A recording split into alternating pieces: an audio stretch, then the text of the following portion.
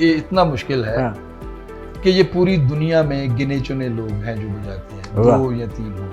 Harmonium कोई इसमें एक स्टाइल नहीं है। हाँ, हाँ। इसमें हारमोनाइज स्टाइल है, ठीक है। इसमें ऐसे जगह बना कैसे बजानी है, ठीक इसमें है। सोलो क्लासिकल है, ठीक है। इसमें जो एक बहुत स्पेशल पोर्शन है वो गमक का है, अच्छा।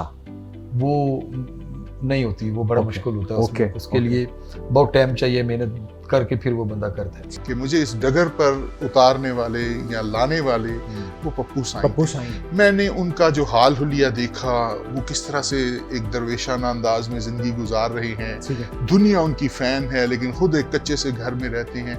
ये चीज मुझे बहुत इंस्पायर की। असल में जब ये रिश्ता, जब तक ये महबूब और मुहिब का रिश्ता डेवलप ना हो, ये मौसीकी की कोई सुध बुध आपको कभी समझ आ ही नहीं सकती। किसी मन्ने के फनकार बन जाने में बड़ा फर्क है। यदि आप में टैलेंट होता है, कुदरती तौर पर उसको अल्लाह की तरफ पॉलिश से करना कुछ उस्ताद का काम है।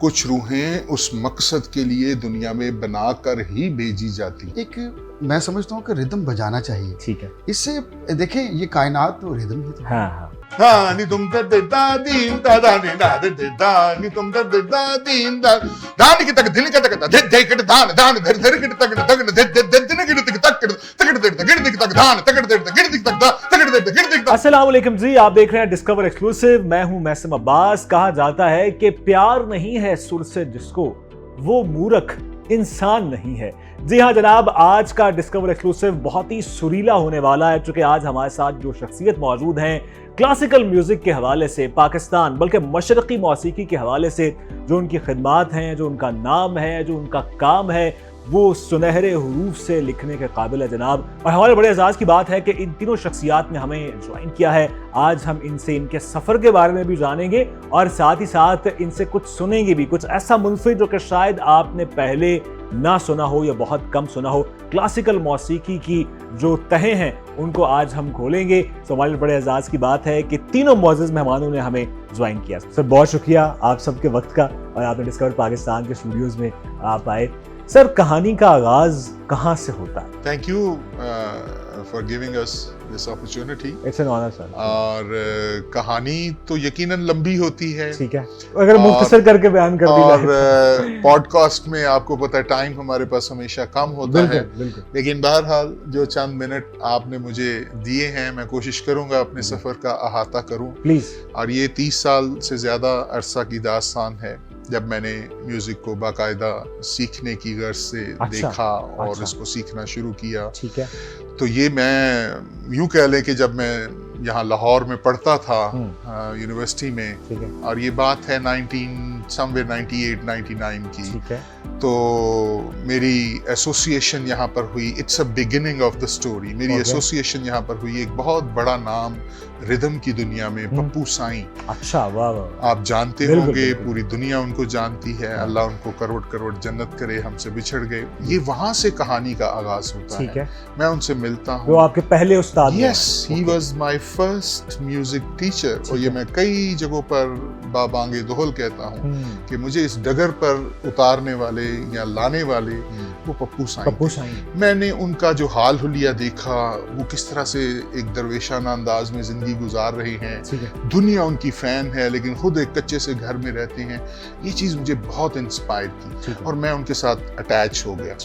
मैंने उनका ढोल बड़े फहर से उठाना करना और मेलों में घूमना और बस साईं को देखना करना कि पप्पू साईं जी को देखूं, उनकी अदाओं को देखूं, ये कैसे बैठते हैं, कैसे उठते हैं। उस्ताद भी हैं, महबूब भी हैं। हाँ एग्जैक्टली, बड़ा अच्छा आपने लफ्ज इस्तेमाल किया। और ये असल में जब ये रिश्ता, जब तक ये महबूब और मुहिब का रिश्ता डेवलप ना हो, ये मौसीकी की कोई सुध बुध आपको कभी समझ आ ही नहीं सकती। ये आश्कार ही उन्हीं लोगों को पर होती है जो अपने उस उस्ताद को, उसके अंदर सब कुछ उसको जहान नजर आ रहा हो।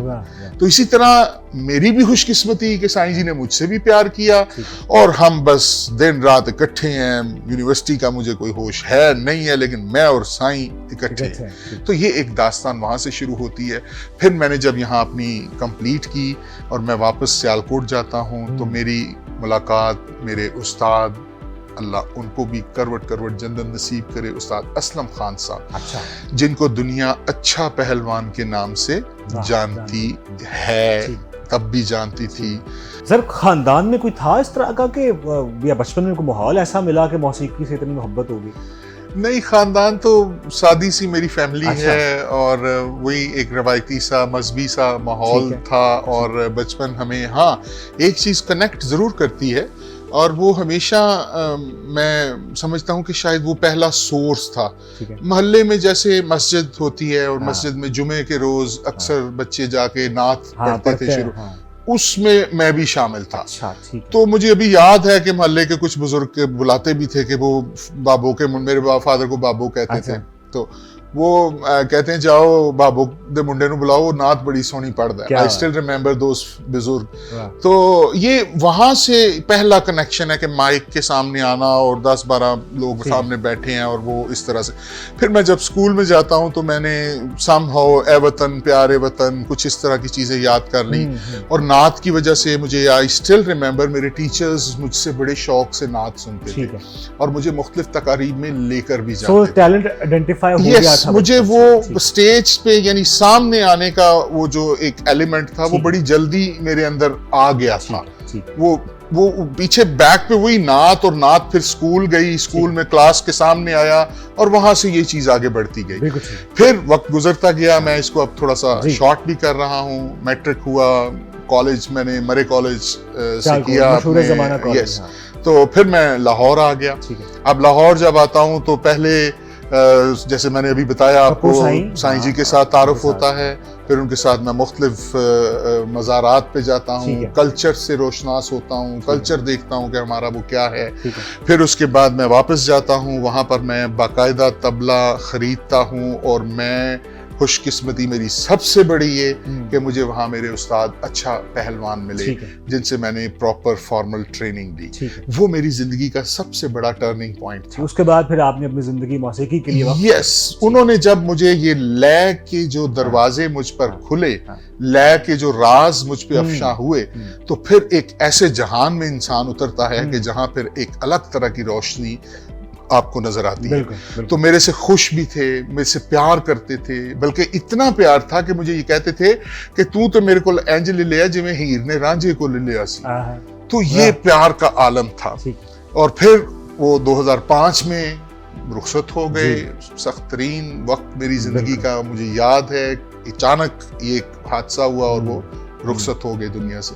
अब फिर हम उनकी एक याद जलाए हुए हैं। पिछले 20 साल से हर साल हम बरसी करते हैं सियालकोट में। पूरे पाकिस्तान से लोग आते हैं और वहां पर वो फिर उनको ट्रिब्यूट पेश करते हैं। फिर आगे थोड़ा सा चलते हैं तो 2011-12 में एक और सूफी बुजुर्ग जो 92 साल की उम्र में दुनिया से रुखसत हुए और आखिरी 4 साल मुझे अगेन उनके साथ हर रोज मुलाकात करने को मिला।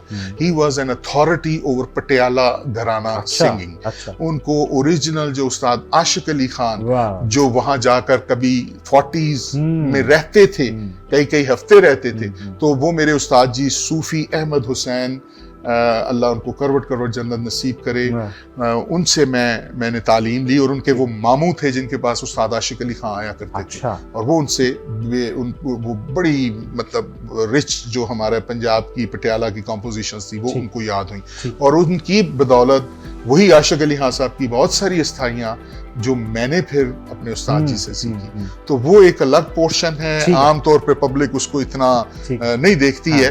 तो इस तरह से ये मेरे सीखने का अमल जो कि आज भी जारी है, जो आज भी जारी है, आज भी जारी है। उस्ताद जी, हम आपसे हारमोनियम तो सुनेंगे, लेकिन जरा मुझे बताइए कि आपको ज़ाहिर है आपने पूरी उम्र इस फन को दे दी। कितना मुश्किल है ये फन और कितना यादगार रहा आपके लिए पूरा सब? ये बड़ा मुश्किल फन है। अच्छा। इतना मुश्किल है कि आप देख लें कि क्योंकि मैं अपने साज की बात जी बिल्कुल, हारमोनियम की हम बात कर रहे हैं जिसके ये इतना मुश्किल बेताज बादशाह माने जाते हैं। ये इतना मुश्किल है कि ये पूरी दुनिया में गिने चुने लोग हैं जो बजाते हैं, 2 या 3 लोग अच्छा बजाते हैं, ये कहना चाहिए। गिने चुने लोग हैं जो अच्छा बजाते हैं। बिल्कुल, ये अच्छा हारमोनियम बजाने के लिए बहुत मेहनत करनी पड़ती है। ठीक है। और इसमें कुछ चीज़ें ऐसी हैं जो कि हारमोनियम कोई इसमें एक स्टाइल नहीं है। इसमें हारमोनाइज स्टाइल है, इसमें ऐसे जगह कैसे बजानी है, इसमें सोलो क्लासिकल है। इसमें जो एक बहुत स्पेशल पोर्शन है वो गमक का है। अच्छा। वो नहीं होती, वो बड़ा मुश्किल होता है उसके लिए बहुत टाइम चाहिए, मेहनत करके फिर वो बंदा करता है। ठीक है। तो बाकी लोग भी बड़ा अच्छा बजाते हैं। हाँ। लेकिन सोलो क्लासिकल जो है, इसका जो है ना अंदाज, वो बहुत कम लोग हैं। क्या बात है उस्ताद जी। तबले की जब बात की जाती है, जैसे सर ने कहा, तो तबला मेरे ख्याल में शायद हम सब का मनपसंद एक साज है, लेकिन इंतहाई मुश्किल है। तो आप कितने अरसे से, 30-35 साल हो गए आपको इस फन से जुड़े हुए? जी बिल्कुल, मुझे इतना ही अरसा हुआ। ठीक है। क्योंकि ये परफॉर्मिंग आर्ट है। हाँ। ये आपके जज्बात की अक्कासी करता है। बिल्कुल। कि जैसा इंसान अंदर से होगा ना, हाँ, वैसे ही फन यहाँ होगा। हाँ। तो ये रिदम जो है, हालांकि मेरा घराना जो है पंजाब घराना है, जो सबसे बड़ा घराना है पंजाब घराने के। मेरे उस्ताद जी का नाम उस्ताद परेश पारस साहब, और मैंने फिर मुख्तलिफ उस्तादों से भी इल्म हासिल किया। ठीक है। जिसमें उस्ताद तालिब हुसैन खान साहब, ठीक है, और उस्ताद अल्ताफ हुसैन ताफो साहब के पास बैठने का शर्फ, जो हमारे बहुत ही मायानाज फिल्म इंडस्ट्री का बहुत बड़ा नाम। तो इन उस्तादों की दुआएं ली है। बाकी तो ये काम तो बहुत मुश्किल काम है। ठीक है। दरअसल ये एक लैंग्वेज है। हाँ। तो जैसे कलीम भाई ने भी आपको बिल्कुल बताया जब आप गुफ्तगू कर रहे थे कि ये ते टे धे टे का लफ्ज जो है, इस पे आएंगे हम, बिल्कुल इस पे आएंगे। बिल्कुल ठीक। तो ये एक, मैं समझता हूँ कि रिदम बजाना चाहिए। ठीक है। इससे देखें, ये कायनात तो रिदम ही तो। हाँ। सर, जैसे उस्ताद की बात की, आजकल के दौर में शायद मौसीकी हो गई है कि जी बेउस्तादा, मतलब मैं शौक से सुनता हूँ, या मैं सुन के सिंगर हो गया हूँ। ये कॉन्सेप्ट क्या है? उस्ताद का होना जरूरी है परफॉर्मिंग आर्ट्स में? देखिए, ये बड़ा जहरीला कॉन्सेप्ट है। ठीक है। ये जो लोग कहते हैं कि मैं सुन के, बड़े फखरिया भी कहते हैं, अपने आप का उस्ताद खुद ही मैं बन गया हूँ। और दरअसल देखिए, जैसे अभी रियाज ने बड़ी अच्छी बात की कि ये जो आपके अंदर होता है ना, वही आपकी आर्ट में नजर आता है। मैं बिल्कुल इसकी बात से मुत्तफिक हूँ। ठीक है। देखिए, ये काम जो है ये आजिज़ी का है। वाह। ये काम है अमन और मोहब्बत का। ठीक है। इसमें अगर आप अपने आप को कुछ समझ बैठे, या अनफॉर्चुनेटली, तो मैं तो वैसे जनरली इस टॉपिक पे कभी बात भी नहीं करता हूँ, या आपने बात की तो मैं थोड़ा सा उस पर रिस्पॉन्स कर रहा हूँ कि ये तो अब थोड़ी सी भी शाऊर रखने वाले बंदे को इस चीज की समझ है कि तुमने किसी से सीखा नहीं है, तो फिर तुम किस चीज का एक मान लेकर बैठे हो? तुम्हें किसने ये बताया कि ये सही है? तुमने खुद ही इसको समझ लिया और खुद ही इसको सही मान लिया। ये जो फिर कहा जाता है कि फनकार पैदा होता है, जी, ये भी कॉन्सेप्ट गलत है? देखिए, नहीं, इसमें मैं आपको बता दूं, ये एक अलग चीज है। फनकार के पैदा होने में और वो किसी मन्ने के फनकार बन जाने में बड़ा फर्क है। यदि आप में टैलेंट होता है, कुदरती तौर पर अल्लाह की तरफ से कुछ रूहें उस मकसद के लिए दुनिया में बनाकर ही भेजी जाती हैं। ठीक है। क्योंकि देखें, जरूरी नहीं है कि वली के घर वली पैदा हो, या एक बड़े फनकार के घर भी एक उसके आने वाला जो औलाद है वो बहुत बड़ी फनकार। बहुत सी ऐसी मिसालें। कर्त विद्या है, इसको जिसने करना है ये उसी के ही नजदीक आएगी। हाँ, अगर अल्लाह ने आपको वो दिल दिया है, वो दिमाग रोशन दिया है, तो यकीनन जो चीजें आप अपने असातिज़ा से लेंगे वो आप जल्दी उन पे अमल पैरा होंगे, जल्दी आपको कश्फ होगा, जल्दी इदराक होगा चीजों का। मैं आपको बता दूं कि एक क्लास में 10 बच्चे बैठे होते हैं, क्या 10 के 10 एक ही तरह अपने उस्ताद का सबक ले रहे हैं? ऐसी है, ऐसा मुमकिन नहीं है। 1-2 ऐसे हैं जो उस्ताद के साथ एग्जैक्टली तालमेल में हैं, वाइब्स मैच करती हैं, कम्युनिकेशन हो रही है, जो वो चाहता है वो रिसीव कर रहा है। ये एक बड़ा एक स्पिरिचुअल मोड है। मेरे से एक क्वेश्चन हुआ, एक इंटरनेशनल फोरम था, उस पे उन्होंने कहा what is the difference between eastern and western learning. मैंने उनको ये कहा कि वेस्ट का म्यूजिक आज भी डॉक्यूमेंटेड है, 500 साल पुरानी कंपोजिशन आज भी जो एक ए ग्रेड म्यूजिशियन है उनका, वो देख के बजा लेगा। हमारी अस्थाई यंत्रे हजारों सालों से सीना बसीना आ रहे हैं, कोई किताब नहीं है, ये गुरु और शागिर्द का उसके डायरेक्ट एक हार्ट टू हार्ट कनेक्शन है। जब तक वो एस्टेब्लिश नहीं होता, ये इल्म अगली नस्ल को मुंतकिल नहीं होता। लेकिन आप अगली नस्लों को मुंतकिल कर रहे हैं, मौसीकी का इल्म भी, और जैसे आप पढ़ाते हैं यूनिवर्सिटी ऑफ सियालकोट में प्रोफेसर हैं, तो ये तो जैसे कहते हैं ना, वो सुहेल राय साहब कहते हैं खुला तजाद नहीं है कि मौसीकी और साथ में दूसरा इल्म। नहीं, ये हमारे सोचने का अंदाज है, कोई तजाद नहीं होता इसमें। दुनिया में ऐसे लाइटर नोट मैंने कहा, दुनिया में मुख्तलिफ जहते हैं। हाँ, दुनिया में बेशुमार ऐसे लोग भी हुए हैं जो कि यकसर मुख्तलिफुल मिजाज चीजों को इकट्ठा लेकर चलते रहे और उसमें कामयाब भी रहे।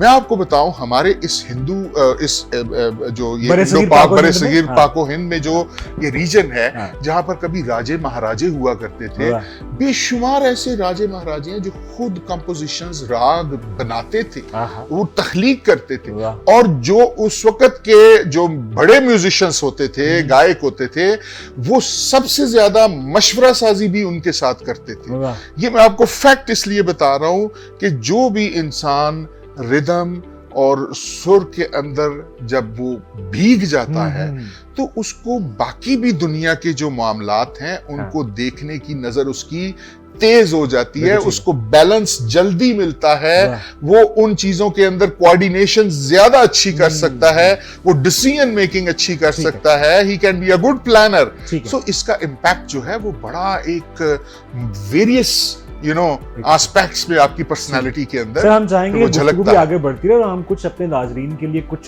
सुनाएं भी।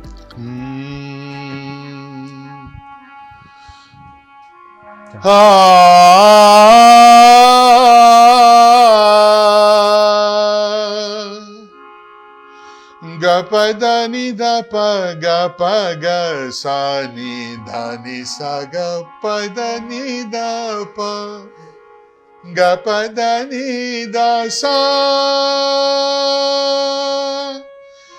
ग सा नि सा द नि द प ग प द नि द प ग प ग सा नि ध नि सा ग प दान ता दा ती दा दिता दा दा दा तीना किण नग तिर किट तक तिर किट तक ता ताम दा दा दा दा दा दिट गता गदि गिन धा त्रां दा दा दा। अब मैं कुछ बोल पढ़ रहा हूँ, साथ में हारमोनियम पे भी उसी तरह के बोल जाएंगे, ठीक है? तबले की कंपोजिशन क्या बात? ता दा कत्ता गे ते गे गे ते कता धा धा धा धा धा दू दू दू दू ताकड़ दा तेरे कड़ ताकड़ दा दू किड़ दाती कत्ता के दर दर कड़ धा तक्का तक्का दर रगड़ तक दर रगड़ तक दा दर रगड़ तक दर रगड़ तक दा दर रगड़ तक दर रगड़ तक धा वाह वाह वाह दा ते ते कत्ता कदी गिन धा। दूसरा दा के देके टे दाते के देते ते दादर गिड़दा ना ना ना ना ना ना गे गे गे गे गे दादर गिड़दा दा दा दादर गिड़दा दा दा दादर गिड़दा धा धा ते टे कदा दिगे न धा त्रां दा दा देदर गिड़दा गिगदी नगदे ताक देदर तगड़दा गिगदी नगदे ताक देदर तगड़दा गिगदी नगदे ताक देदर तगड़दा दिन दादानी दिन दादानी ना दर दानी तुम दर दिन दादानी ना दर दानी तुम दर दिन दादा तद्रे दानी तारे दादा रे दानी ताना ना ना तद्रे दानी तारे दादा रे दानी दाना ना खुसरो तू खुद नशीनी बाशिका वो लेकिन दर सैद गाए शेरा सग मौत रमदा भाशिक ना दर दानी तुम दर दिन दागड़ दिक तुम किड दिक किड ना तेरे किड दिक तक तेरे किड धाती दा दा धा दाती दा दा धा दाती दा दा ना दर दानी तुम दर दिन दानी ना दर दानी तुम दर दा। हिरन की चलन पेश कर रहा हूं, किस तरह हिरन चौकड़ियां भरता है, बाहर पे हिरन किस तरह, शेर किस तरह उसके पीछे लगता है और कैसे दबोचता है, ये सारी डिपिक्शन है इस कंपोजिशन में। दानी तुम दर दिन दा तत तत दिन दिन दग दग कतान दग दिगिन दग नग दग कतान दा दर दग दा नग दग दग दिगिन दा दा दा दिन कत्ता के दग दा कता दा दिन दिन दा दर दग दग दा दिन दिन दा दर दग दग दा दिन दिन दा दर दग दग दा तुम दर दिन दानी तुम दर दिन दा धागे तिट धागे तिट कत्ता गिन्ना तू ना तिट किड़ना तिरगड़ा के दाती दा के धणे ना गिने ना धिरगड़ा के धिरगड़ा के दिन कृतज्ञता के दिन कृतज्ञता एक चंचल का बोल है, ये आड़ी यानी चंचल, चंचल जैसे शोक चंचल, ये वो लय का नाम है। चंचल कैसे चलती है गौर करें।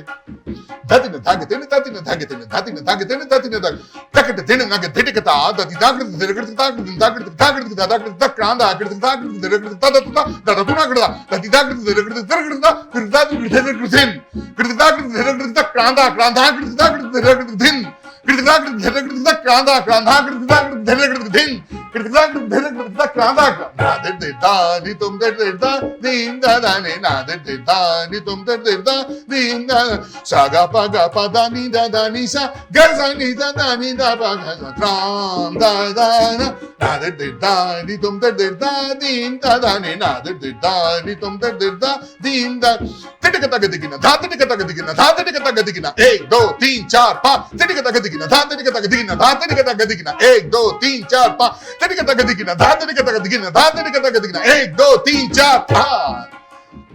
आखिरी कंपोजिशन पढ़ रहा हूं, फिर उसके बाद हम क्लोज करते हैं।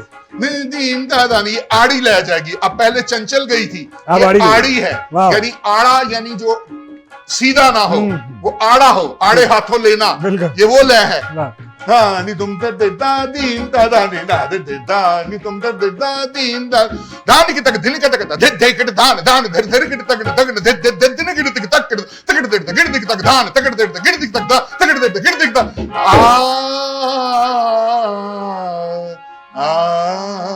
क्या कहने। वाह वाह वाह वाह, बड़े लोग हैं। वाह वाह वाह, क्या बात है। इस शानदार सी परफॉर्मेंस और शानदार सी गुफ्तगू के बाद मेरे ख्याल में आपसे इजाजत चाहने का वक्त हुआ चाहता है। ये तीनों लोग पाकिस्तान का खजाना है और पाकिस्तान में जो क्लासिकल म्यूजिक की रवायत है उसको कबाल अंदाज में ना सिर्फ जिंदा रखे हुए हैं बल्कि आने वाली नस्लों तक भी पहुंचा रहे हैं। हमें इनको संभाल कर रखना है। इजाजत दीजिएगा।